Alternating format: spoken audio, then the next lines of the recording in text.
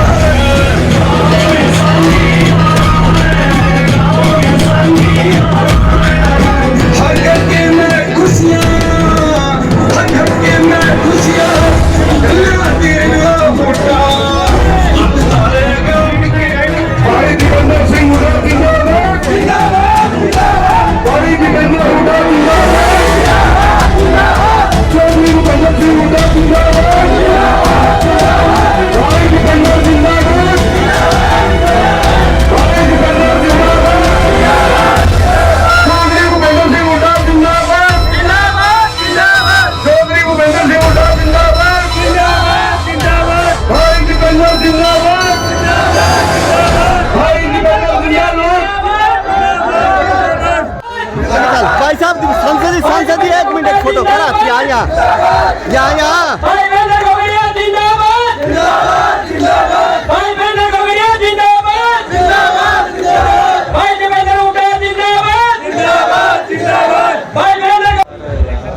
मेरे हाथ जोड़ के प्रार्थना सारे भाइयों से। नमस्ते भाई साहब, आपका क्या मैटर? ये जो सामने खड़े हैं एमपी साहब के, कृपया करके मेरी हाथ जोड़ के विनती है प्रोग्राम को सुचारू रूप से चलने दें। आप यही आपके बीच में एमपी साहब फिर आपसे बात करेंगे। मेरी विनती हाथ जोड़ के डॉक्टर साहब जी यहाँ थोड़ा मंच पे आ जाए, थोड़ा प्लीज आओ आओ। इसके बाद बस लगा बस सरपंच सतबीर प्रधान खेड़ा घाट हीरो नंबर 1 है दियो। मैं विनती करूंगा सतबीर प्रधान से यहाँ सरपंच सतबीर प्रधान स्टेज पर आओ। खेड़ा घाट की तरफ से एमपी साहब को पकड़ी पे लाओ। Parmendra Singh Tulsi. Okay okay okay okay okay धन्यवाद। से हार्दिक स्वागत करता हूं। जैसा कि आप सभी को पता है साथियों, 9 साल से देश और प्रदेश में भारतीय जनता पार्टी की और उसके सहयोगियों की सरकार है। किस प्रकार से आज प्रदेश का हर वर्ग दुखी है, चाहे वो किसान हो चाहे मजदूर। मुख्यमंत्री बनेंगे, कांग्रेस की सरकार आएगी। और मैं आपसे कहना चाहता हूं कि जो काम आदरणीय हुड्डा साहब के शासनकाल में हुए, लोग एक ही बात कहते हैं, रात सभी के देखे आपने, लोग एक ही बात कहते हैं, रात तो हुड्डा का ही अच्छा था। और उससे ज्यादा हमें गर्व और फख्र की एक बात है, जब लोग ये आपके बारे में ये कहते हैं भाई साहब कि छोरा ऊपर धोती वालों से अपील करता हूँ, आप उनकी औलाद हो, किसान और मजदूर की, कि एकजुट हो जाए। सफल हुई गांव गांव घूम करके इस जनसभा का आयोजन किया। इस जनसभा को 4 चांद लगाए। पूरे हल्के में पूरी मेहनत करके भारी तादाद में महिलाएं आई, बुजुर्ग आए, नौजवान आए और ये खराब मौसम के अंदर भी भारी संख्या में लोग इन्होंने इकट्ठे किए। कानून का तेज हमारे और आपके इकलौते सांसद भाई दीपेंद्र सिंह हुड्डा जी मैं आपको इस अरेवा गांव की पावन धरा पर पहुंचने पर पूरे उचाना हल्के की तरफ से और अपने तरफ से आपका हार्दिक स्वागत और अभिनंदन करता हूं। से पहले मैं 2-4 बातें मेरे हल्के के बारे में, लोगों के बारे में आपको बताना चाहता हूं। भाई साहब, ये इतने भोले लोग हैं उचाना हल्के के, भोले हैं लेकिन बहादुर बहुत हैं। ये पिछले 50 साल से राजनेताओं के शिकार हैं। पिछले 50 साल से नेताओं के द्वारा इन्हें लूटा गया है। कभी बाहर के आके लूट जाते हैं, कभी हमारे अपने ही हमें लूट जाते हैं। एमपी साहब मैं कहना चाहूंगा, आज इनका यहाँ से उचाना हल्के का विधायक सरकार में डिप्टी चीफ मिनिस्टर है। यहाँ से हमारा सांसद उचाना हल्के का ही सांसद, आज हिसार लोकसभा से सांसद है, लेकिन फिर भी इन लोगों की झोली खाली है। ये हमारा दुर्भाग्य है, ये इस उचाना हल्के का दुर्भाग्य है। मैं बताना चाहूंगा एमपी साहब, इन्होंने जब इस हरियाणा प्रदेश के ऊपर राजनीतिक ताकतों ने हमला बोला है, इस धरती ने, जींद की धरती ने उस राजनीतिक ताकतों को मुंह तोड़ जवाब दिया है। ये ऐसे बहादुर लोग हैं। मैं आप लोगों को भी बताना चाहूंगा, जो आपके बीच में बैठे हैं वो भी कोई कम बहादुर और एक स्वतंत्रता सेनानी परिवार से आप भली भांति जानते हैं। और आपके सच्चे मसीहा के रूप में कि हरियाणा प्रदेश के किसान का और छत्तीस बिरादरी का सच्चा मसीहा कौन है, वो इन्होंने साबित करके दिखाया है। नेताओं की तरह सिर्फ भाषण में नहीं, इन्होंने साबित करके दिखाया है। आप लोगों को पता है कि जब 13 महीने आप दिल्ली के बॉर्डर पर बैठे थे तो आपके आंसू पोंछने कौन आता था? अकेला और इकलौता सांसद हरियाणा प्रदेश का संसद में आपकी लड़ाई लड़ता था। जब प्रधानमंत्री भी बैठे होते थे संसद में, जब प्रधानमंत्री बैठे होते थे, अकेला सांसद आपकी लड़ाई लड़ता था और किसी के प्रधानमंत्री के और किसी भी सांसद के, आपके हरियाणा प्रदेश के भी 14 सांसद थे, किसी के मुंह से ऊप तक नहीं निकलती थी। चाहे तो संसद की बात हो, चाहे सड़क की बात हो, और चाहे 13 महीने के दौरान किसान आंदोलन की बात हो, हर दिन आपका ये बेटा संसद से आकर आपके बीच में बॉर्डर पर आता था। और यही नहीं, जब 750 किसानों की शहादत हुई, 750 किसानों की, आपके बेटों की, आपके भाई की लाशें घर पर आई थी, तब यही इकलौता सांसद था जो आपके घर पर जाकर के इन्होंने आपके आंसू पहुंचे थे। और सिर्फ आंसू ही नहीं पहुंचे थे, इन्होंने हर घर में जाकर के 2 लाख रुपए की आर्थिक सहायता भी आप लोगों को दी थी। इससे बड़ा दिलदार और इससे बड़ा दिलवान मैं कहता हूँ कोई इंसान नहीं हो सकता। ये साथियों का साथी भी है, भाइयों का भाई भी है, और मैं भाई का धन्यवाद करना चाहूंगा। पीछे जब आप सारे लोग चुनाव में जब आप टकटकी लगाए देखते थे कि उचाना के अंदर कौन प्रत्याशी होगा, इस भाई ने मेरी आखिरी टाइम तक लड़ाई लड़ी थी। आपकी तरफ से और अपनी तरफ से मैं इनका दिल से धन्यवाद करता हूँ और हमेशा इनका एहसान मंद रहूंगा। मैं ज्यादा समय नहीं लेता हुआ मैं आपको यही प्रार्थना कर, मौसम खराब है, यही प्रार्थना करना चाहूंगा कि जब भी दीपेंद्र हुड्डा को हरियाणा प्रदेश में आपकी जरूरत पड़े, मैं ये कहता हूँ कि जनारा जहाँ आपका पसीना पड़ेगा वहाँ हम खून अपना देंगे। मैं आप दोबारा फिर आप सब लोगों का और भाई दीपेंद्र सिंह हुड्डा का यहाँ पहुँचने पर दिल की गहराइयों से धन्यवाद करता हूँ। धन्यवाद, जय हिंद। नरेंद्र जी ने बहुत ही बढ़िया तरीके से बातें रखी। मैं निवेदन करूंगा हमारे दीपेंद्र जी हुड्डा सांसद राज्यसभा, जो हमेशा आपकी लड़ाई सड़क से लेकर संसद तक लड़ते रहे हैं, गिरफ्तारियां देते रहे हैं और भाई लाठियां भी खाते रहे हैं, तो ये तो तुम्हारे लिए लड़ रहे हैं। आपकी इंसानियत ही आपकी पहचान है। दिल में दया, आंखों में करुणा, होठों पे मुस्कान है। मुश्किलें मिल पाना इस जग में आप जैसा इंसान है। एमपी साहब इज्जत देके आप पे सारे लोग हैं, आपके हमारे भगवान है, आपके हमारे भगवान। और आज रामनवमी है भाई साहब, सारे नमाज जोड़ के एक के बाद कर जाएगा उन करो। एमपी साहब एक आज रामनवमी के टाइम अपने उन्हें कमाए है ना, तो यू करिश्मा है एक बात का। जिस टाइम कोरोना लग रहा था नहीं, यह बात नोट कर लो, जिस टाइम कोरोना लग रहा था सब तक नहीं अपना की मैं करी थी, तो एमपी साहब ने करी थी। जो सैनिटाइजर वगैरह ऑक्सीजन वगैरह जो भी चीजें थी, जो सामने मैंने बनाया था नहीं, उसने ऑनलाइन दिखाए थे, सारा मेरा होगा। भाई दीपेंद्र का जिंदाबाद, भाई दीपेंद्र का जिंदाबाद। राम राम जी सबको। राम राम जी। हमारे बीच में हमारे जिले से कांग्रेस पार्टी के सफीदो विधानसभा क्षेत्र से हमारे बारिश का बन रहा है, हम मेरी कोशिश करूंगा कि जल्दी जल्दी सारी बात थोड़े में सारी बात कहें। हमारे बहुत ही आदरणीय प्रोफेसर वीरेंद्र सिंह जी हमारे बीच में, हमारे पूर्व विधायक जो लड़ाई लड़ रहे हैं हर परिस्थिति में उठाने हल्के के अंदर, हमेशा आपके सुख दुख में इन्होंने हमेशा प्रयत्न किया है। आज की सफल जनसभा के लिए मैं इनको बहुत बहुत बधाई देना चाहता हूँ। हमारे भाई वीरेंद्र जोगड़िया जी, हमारे भाई प्रमोद सहवाग जी जो हमारे कांग्रेस के प्रत्याशी रहे, दिन से कांग्रेस के प्रत्याशी, बहुत बहुत आपसे शुभकामनाएं, आपको बहुत बहुत बधाई। भगवान राम का आशीर्वाद अपने पूरे इलाके। और इस बार उम्मीद जताई जा रही है कि लोकसभा के साथ ही आपका विधानसभा का चुनाव होगा। अभी अमित शाह आए थे, गृह मंत्री 2 दिन के कार्यक्रम में हरियाणा आए थे और वो आखिरी दिन जाते जाते, पहले दिन तो उनका प्रोग्राम कैंसिल हो गया, गुहाना में रैली करी थी, लोग नहीं पहुंचे, आपको याद है, आपने देखा होगा। लेकिन जब जाने लगे तो जाते जाते कह के गए कि चुनाव साथ हो सकते और तैयारी रखो बीजेपी के कार्यकर्ताओं से मैंने बात की। यानी कि उन्होंने इस बात को समझा हरियाणा में आने के बाद कि लोकसभा चुनाव तक तो गाड़ी किसी तरीके से खींच सकती है, लेकिन लोकसभा चुनाव के बाद जब 6 महीने रह जाएंगे तब एमएलए ढांढने मुश्किल हो जाएंगे। जो एमएलए, जनता के बहुत से ऐसे एमएलए हैं जो जनता से विश्वासघात करके जिन्होंने समर्थन दिया हुआ है, ऐसे ऐसे एमएलए ढांढने मुश्किल हो जाएंगे और इसलिए एक साथ चुनाव कराओ। तो 1 साल रह गया।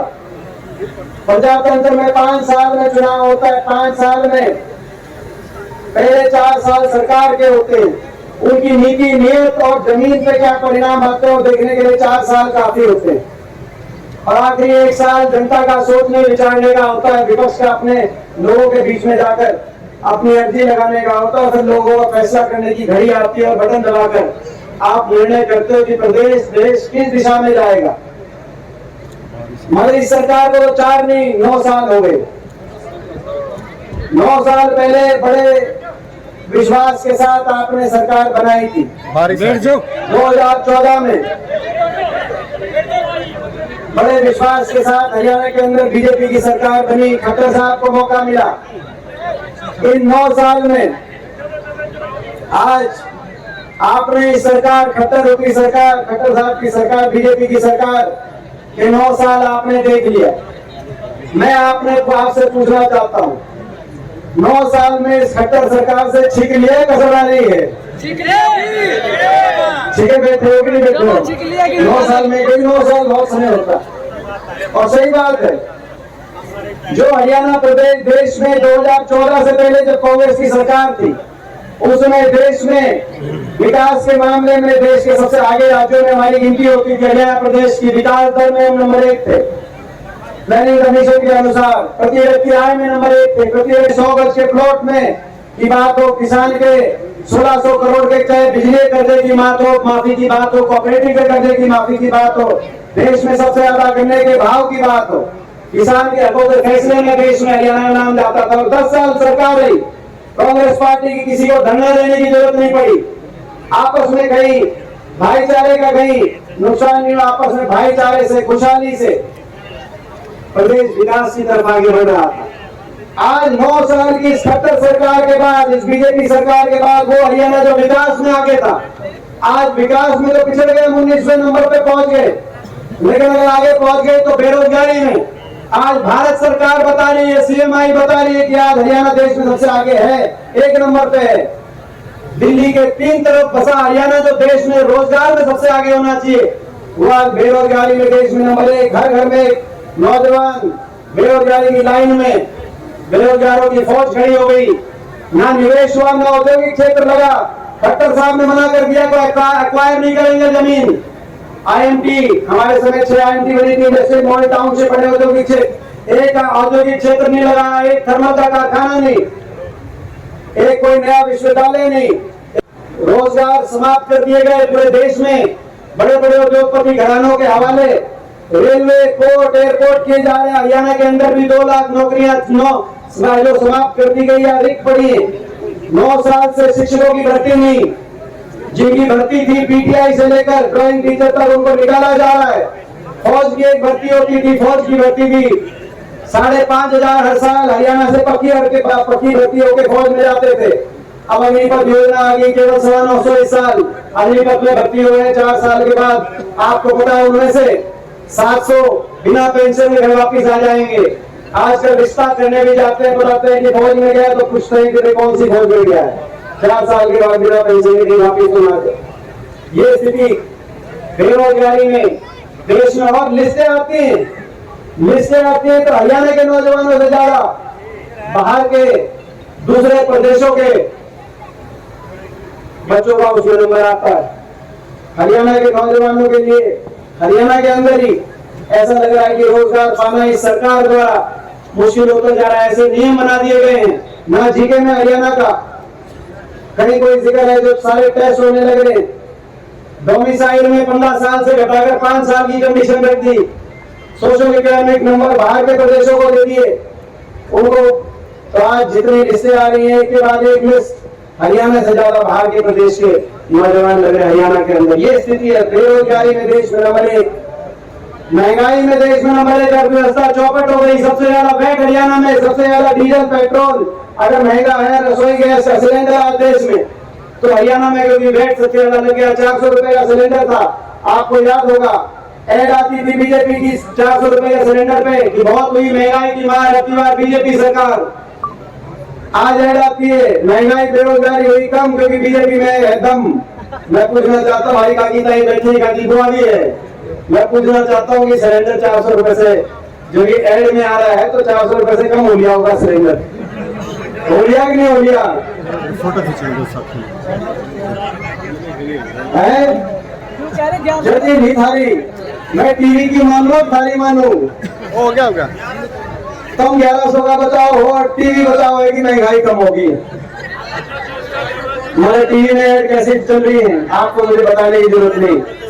बेरोजगारी में, महंगाई में, और सबसे ज्यादा अगर हरियाणा के अंदर आज रिकॉर्ड टूटा है किसी बात का बेरोजगारी और महंगाई से ज्यादा, वो भ्रष्टाचार का टूटा है। ऐसी सरकार जो भ्रष्टाचार के आधार पे बनी हो, ये सरकार राजनीति नैतिकता के आधार पे नहीं बनी। राजनीति में कुछ मापदंड होते हैं, कुछ आदर्श होते हैं, कुछ नैतिकता होती है। ईमानदारी से लड़ाई करने का गठबंधन आया, एक कहता था 75 पार, बीजेपी का नारा था 75 पार। आपको याद होगा 2019 के विधानसभा चुनाव में लोगों ने 75 पार के नारे की हवा निकाल दी।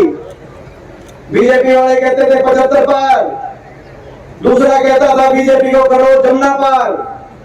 एक कहता 75 पार, दूसरा कहता बीजेपी को करो जमुना पार। नतीजा आते ही दोनों बन गए जमा पक्के यार, बन गए पक्के यार। हरियाणा बना दी भ्रष्ट सरकार, जनता के लिए हाहाकार। और ये हम ही कह रहे भ्रष्ट बुरे तौर पे। इस बात का समझौता नहीं हुआ कि बीजेपी जमुना पार, इस बात का समझौता नहीं हुआ कि बुढ़ापा पेंशन 5100। समझौता भ्रष्टाचार का हुआ, महकमे बांटने का। और महकमे इस बात के लिए नहीं बांटे गए कौन से महकमे में कौन जनता का कितना काम कराएगा, इस बात पर समझौता हुआ कौन से महकमे से कौन कितनी मलाई खाएगा। ठीक तो गलत तो नहीं कह रहा। खुले तौर पे शराब का महकमा किसके पास जाएगा, एक्साइज का महकमा किसके पास जाएगा। और ये हम नहीं कह रहे, बीजेपी और जेजेपी के विधायक कह रहे हैं।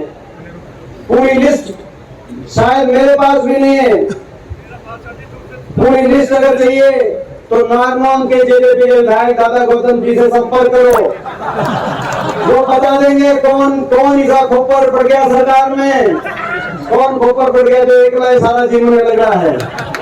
बता देगा गरीब दादा गौतम। खुले तौर पे ऐसा खुला नाच भ्रष्टाचार का कि एक सत्ता दल के विधायक कह रहे हैं कि ये खोपर पड़ गया और एकला जीव रहा है। और जीवने पे आपस में प्रतिस्पर्धा हो रही है कि कौन ज्यादा जीमेगा, कौन से महकमे में जीवने के हिसाब से महकमे बट रहे हैं, लोगों के काम करने के हिसाब से महकमे नहीं बट रहे। ऐसा भ्रष्टाचार एक के बाद एक घोटाला, शराब घोटाला, धान घोटाला, ग्वालपालिका घोटाला, मेट्रो घोटाला, भर्ती घोटाला, एक के बाद एक घोटाला। कोई अदानी घोटाला की तो बूंद हरियाणा से लेकर और देश के कोने कोने में। हरियाणा में 25 साल का करार किया था हमारी सरकार ने एक औद्योगिक समूह के साथ, जिसको लेकर आज प्रदर्शन उठ रहे हैं अदानी समूह के साथ।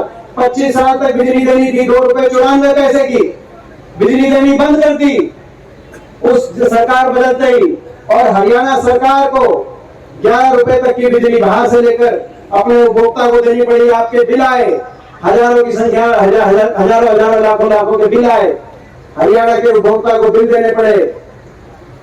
देश के किसी कोर्ट ने संज्ञान दिया कि नहीं दिया, वो तो कोर्ट जानते हैं, न्यायपालिका जानती है। प्रोफेसर साहब के सही कहा, भ्रष्टाचार की भेंट चढ़ गया, हरियाणा विकास की पटरी से उतर गया। मगर मैं कहना चाहता हूँ, अगर ये काम नहीं भी करते तो भी हम काम चला लेते। आप और हम काम चला लेते, हम नागरिक हैं, हम काम चला लेते। वे केवल काम नहीं करते मगर हमारा मान सम्मान करते, तो भी हम काम चला लेते। मगर आपके बच्चा होने के नाते, आपका भाई होने के नाते मैं कहना चाहता हूँ कि इन्हें मान सम्मान को भी कुछ नया काम किया। इन्हें काम ना करते तो भी काम चला लेते। इन्हें काम बिगाड़ा, भाई को भाई से भी उलझाया और हर वर्ग को अपमानित करने का काम किया बीजेपी सरकार ने 9 वर्ष के अपने शासनकाल में। इसीलिए आज आपको और हमको सोच विचार के अपनी अगली पीढ़ी के भविष्य को बचाने के लिए, अगली पीढ़ी के मान सम्मान को बचाने के लिए आपको और हमको फैसले लेने की घड़ी आई है। हर वर्ग को सड़क पे आना पड़ा, एक ऐसी सरकार आई और हर वर्ग को अपमानित होना पड़ा। कोई ऐसा वर्ग नहीं, मनरेगा का बजट 1/3 कर दिया, मजदूर सड़क पे आए मनरेगा के, उनके ऊपर लाठीचार्ज। गांव का सफाई कर्मचारी, गांव का चौकीदार अपने मानदेय के लिए सड़क पे आया पंचकुला में, उन पे लाठीचार्ज। कर्मचारी सड़क पे आए ओल्ड पेंशन स्कीम के लिए, उन पे लाठीचार्ज। सरपंच सड़क पे आए, उन पे लाठीचार्ज। महिलाएं, आंगनवाड़ी की बहनें, आशा वर्कर वो सड़क पे आए, उन पे लाठीचार्ज। और किसान 1 साल तक सड़क पर बैठा रहा। 1 साल तक देश के आजाद होने के बाद कोई ऐसा आंदोलन नहीं हुआ, किसी वर्ग ने कोई ऐसा आंदोलन नहीं किया जब 1 साल तक घर बार छोड़कर कोई वर्ग, इतना बड़ा वर्ग जो देश का पेट भरने का काम करता हो, वो सड़क पे बैठा रहे। 750 शव इन धरनों से वापस आए अपने अपने घर में, लेकिन कोई सुधरने वाला नहीं था। एक के बाद एक सरकार की तरफ से अपमानित शब्द कहे जा रहे थे। मैं बताना चाहता हूं आपको, मेरा सही कहा भी, किसी ने कहा कि आपने संसद में वो बात उठाई, मुझे सौभाग्य भी है, लेकिन ये मैं अपना दुर्भाग्य भी मानता हूं। मैं सौभाग्यशाली हूं कि देश की सबसे बड़ी पंचायत में आप लोगों के आशीर्वाद से मुझे लोगों ने आशीर्वाद दिया, और पिछले 19 साल से मुझे देश की सबसे बड़ी पंचायत में हरियाणा से नुमाइंदा बनके पहले लोकसभा में, राज्यसभा में अवसर मिला। मैं मानता हूं मैं शायद मेरी उम्र में देश में किसी और व्यक्ति को मेरी उम्र में 19 साल तक लगातार ये अवसर नहीं मिला। मैं बहुत अपने आप को सौभाग्यशाली मानता हूं, मैं हरियाणा लोगों का धन्यवाद करता हूं। लेकिन मैं दुर्भाग्य भी मानता हूं अपना, मैं दुर्भाग्य भी मानता हूं कि मैं इस समय ऐसे समय भी सांसद था जब हरियाणा के 15 सांसद हैं। आज देश की सबसे बड़ी पंचायत में 10 लोकसभा के, 5 राज्यसभा के, 14 बीजेपी के। एकमात्र विपक्ष के सांसद के रूप में जब मैं जाता था, किसान आंदोलन चल रहा था, तो मैं देखता था, जब मैं आपकी आवाज उठाता था तो जो मजाक उड़ाया जाता था, जो ताने कसे जाते थे, जो खिल्ली उड़ाई जाती थी, सारे बीजेपी के सांसदों के प्रचंड बहुमत है उनके पास। सारे सांसद मिलके देश की सबसे बड़ी पंचायत में जब आपकी पगड़ी उठाने का काम करते थे, जब आपके लिए आवाज उठाने के लिए हम वहां खड़े होते थे, आत्मार होती थी। उस देश की पंचायत में, सबसे बड़ी पंचायत में, संसद में परंपरा है, हम आपस में बहस करते हैं, लेकिन उसके बाद सेंट्रल हॉल में, कैंटीन में आके एक साथ चाय पीते, खाना खाते हैं। लेकिन वो 1 साल जो हम खड़े होके, मैं बोलता था कि अगर इनकी मांग नहीं मानते, कम से कम इनको इंसान मानो, इस देश का नागरिक मानो। आप कम से कम सहानुभूति के 2 शब्द कह दो, कभी 2 लाशें वापस लौटी है, कभी 1 दिन किसी दिन 2 लाशें वापस लौटती थी, कभी 3 लाशें वापस लौटती थी घरों से। मगर उठते थे, मजाक उड़ाते थे, देशद्रोही बताते थे, उस किसान को देशद्रोही बताते थे जिसका एक बच्चा स्टीयरिंग, ट्रैक्टर के स्टीयरिंग को पकड़ के अपने खेत जोतकर देश की खाद्य सुरक्षा में अपना योगदान दे रहा है, तो दूसरा बच्चा स्टीयरिंग गन पकड़कर चीन और पाकिस्तान के बॉर्डर पर देश को सुरक्षा देने का काम कर रहा है, उसको देशद्रोही बताते थे, मजाक उड़ाते थे। वर्षों वर्ष हम तो आपस में सारे दलों के सांसद एक साथ बैठकर चाय पानी पीते थे। मैं बताना चाहता हूँ आपको नहीं कहूंगा तो और कहाँ कहूंगा, आपका बच्चा हूँ, वहां पर किसी के साथ पानी पीने का जी नहीं करता था। वो 1 साल मैं जाता था पंचायत में, उसमें संसद में आपकी बात उठाता था और सीधा वहां से बिना किसी के साथ पानी का 1 गिलास भी पिए मैं सीधा धर्मों को वापिस आता था।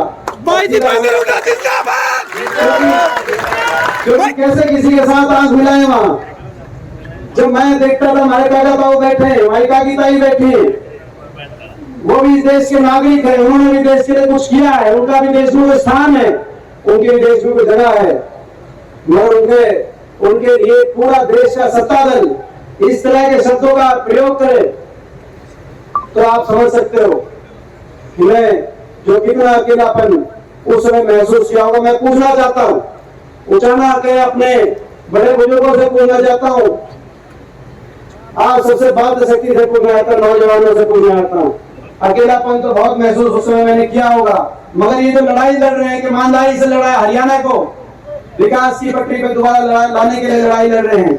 मैं पूछना चाहता हूँ, इस लड़ाई में अकेला तो नहीं पड़न दोगे भाई? ये लड़ाई ठीक लड़ रहे हैं कि गलत लड़ रहे हैं? इस लड़ाई में अकेला तो नहीं पड़न दोगे? मैं पूछना चाहता हूँ आपसे भाई, अगर हाथ था के बताओ कि इस लड़ाई में, क्योंकि आप बीच में देखते हो बात, देखो मुझे आपकी बात मुझे पता है, आपको बीच में करने की जरूरत नहीं है। ये लड़ाई लड़ रहे हैं, हरियाणा को विकास की पटरी पे दोबारा लाने की लड़ाई लड़ रहे हैं, हरियाणा दोबारा देश में आगे बढ़े लड़ाई लड़ रहे हैं। और इसीलिए हमने जो है वही चलाई, हाथ से हाथ जोड़ो, इसके भी 5-4 संकल्प हैं।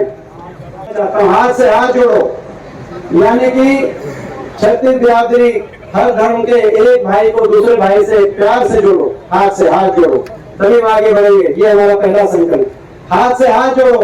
हरियाणा के हर बड़े बुजुर्ग को 6000 बुढ़ापा पेंशन से जोड़ो, ये हमारा दूसरा संकल्प है। जो भी कह रहे थे कि भाई मुझे पैसा मिलता है, और सही बात है, 5100 पेंशन का वायदा था इनका, और कांग्रेस के घोषणा पत्र में था। सबसे ज्यादा अगर विश्वासघात हुआ है, हरियाणा में धोखा दिया इस सरकार, ये जो गठबंधन बनाया है इन्होंने, समर्थन दिया जब जेजेपी ने, दुष्यंत चौटाला ने बीजेपी को, सबसे ज्यादा धोखा दिया है तो अपने मतदाता के साथ साथ बड़े बुजुर्गों को दिया है। आपको याद होगा जब नतीजा आया तो प्रेस स्टेटमेंट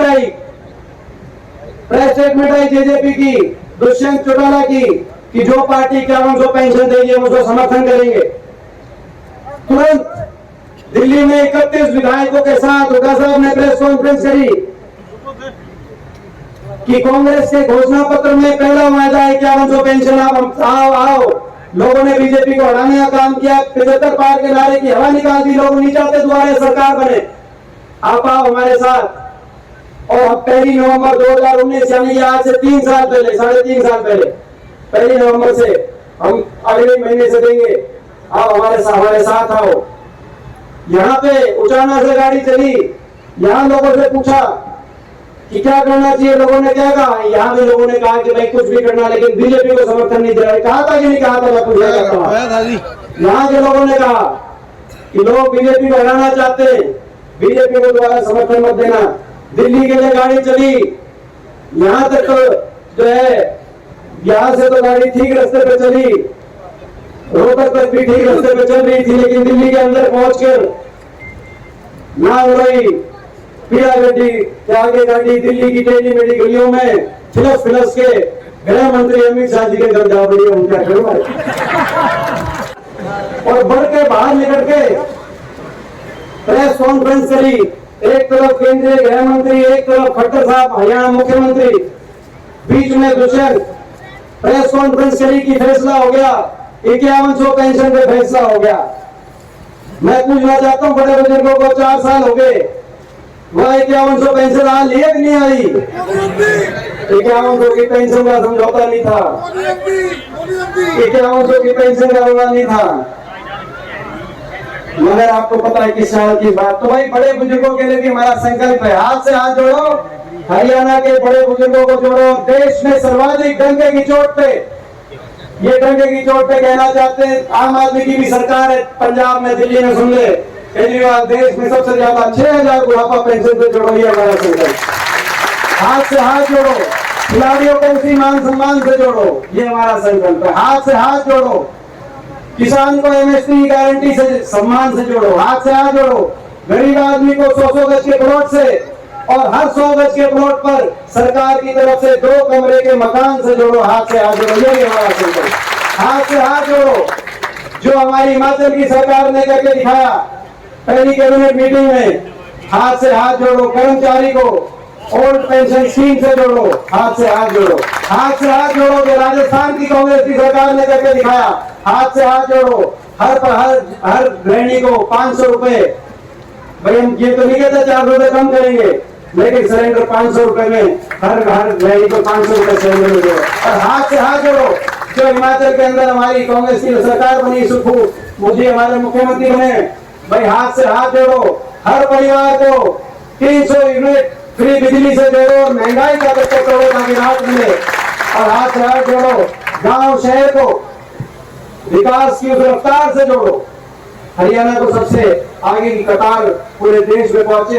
हाथ से हाथ जोड़ो, हर नौजवान को रोजगार से जोड़ो। 2 लाख नौकरी जो इन्होंने समाप्त कर दिया, रिक्त पहली कलम से जो रिक्त की गई है या जो समाप्त की गई है, जो प्राइवेट क्षेत्र के सारे उन रोजगार को बहाल करते हुए पहली कलम से 2 लाख की हरियाणा के अंदर भर्ती निकालने का काम करेंगे। नौजवान को हाथ से हाथ जोड़ो, नौजवान को रोजगार से जोड़ो, ये हमारा। और हाथ से हाथ जोड़ो 36 बिरादरी के, एक भाई को दूसरे भाई से जोड़ो, सबको मान सम्मान से जोड़ो, ताकि किसी को इस प्रदेश में अपमान का दोबारा से सामना ना करना पड़े। और मैं एक बात कहना चाहता हूँ, एक बात आखिरी में एक बात कहके अपनी बात को समाप्त करना चाहता हूँ। आपने देखा, मैं एक अंदाजा आपसे एक बात कहना चाहता हूँ, जींद जिले के लिए कहना चाहता हूँ। 5 सीट है जींद में, 5 चाहता हूँ इस बार 5 में से। देखो भाई, पूरा हरियाणा देख रहा है, पूरे हरियाणा की नजर जींद पे है, पूरे हरियाणा की नजर जींद पे है। चौधरी छोटूराम कह के गए थे, रैबर आजम दीन बंधु चौधरी छोटूराम कह के गए थे कि भाई दुश्मन को पहचान ले और बोलना सीख ले। 2 बात कह के गए थे, भाई अपने की पहचान ले, बोलना ले सीख, और अपने को पहचान ले, बोलना ले सीख और अपने को पहचान। मैं पूछना चाहता हूँ, सारे परिवार पूरा बचाना यहाँ बैठा है, भाई अपने भाई की पहचान होगी सारे की नहीं होगी? नहीं बता हुआ है। जितना अपनापन, मैं पूछना चाहता हूँ भाई, जितना अपनापन भाई हुड्डा साहब मानते हैं, जितना अपनापन दीपेंद्र मानता है, तुम भी उतना अपनापन मानोगे कि नहीं मानोगे? नहीं बता हुआ है। ये तो कहने की बात, मैं अंदाजा दे रहा हूँ एक आपको, आज मैं एक अंदाजा दे रहा हूँ, मैं एक काम गिनवाने की बात नहीं, आप सोच सकते कि 2009 में अंदाजा देने की बात है, जींद के अंदर जो विकास कार्य हुए, एक एक बात आपको मैं, अपनी सरकार में आपको सब पता है, चाहे 4 लेन की सड़क हो नवांगा बॉर्डर से लेकर रोहतक तक, चाहे रेल की लाइन हो जींद से गोहाना होते हुए दिल्ली सोनीपत तक, चाहे वो स्टेडियम हो। मैं एक उदाहरण देना चाहता हूँ, एक उदाहरण। 2009 में हमारे कोई यहाँ से विधायक नहीं आए जींद जिले से। हरियाणा के अंदर अलग अलग यूनिवर्सिटी बनी, किसी ने कहीं बनाई, अलग अलग सरकारों ने, ये सरकार ने तो कोई नहीं बनाई, लेकिन अलग अलग सरकारों में यूनिवर्सिटी बनी। पहले जब कांग्रेस की सरकार थी, जब गुजरात थे, तो जम्बेश्वर यूनिवर्सिटी बनी हिसार के अंदर। जब इन्होंने यूनिवर्सिटी नहीं बनाई, आपने कई बार चौटाला सरकार रही, लेकिन यूनिवर्सिटी नहीं बनी। मगर आखिर में जाते जाते कमरे 2 बनाए, लेकिन जाते जाते कोई देवीलाल यूनिवर्सिटी की घोषणा करके सिरसा में 2 कमरे बने थे, मगर कोई हमारा विधायक नहीं था। मगर अपने मन की बात है, जब हुड्डा साहब के हाथ में कलम आई, चौधरी रणवीर सिंह यूनिवर्सिटी बनाने की बात आई, 5 हलकों में से एक विधायक नहीं था, पूरे हरियाणा में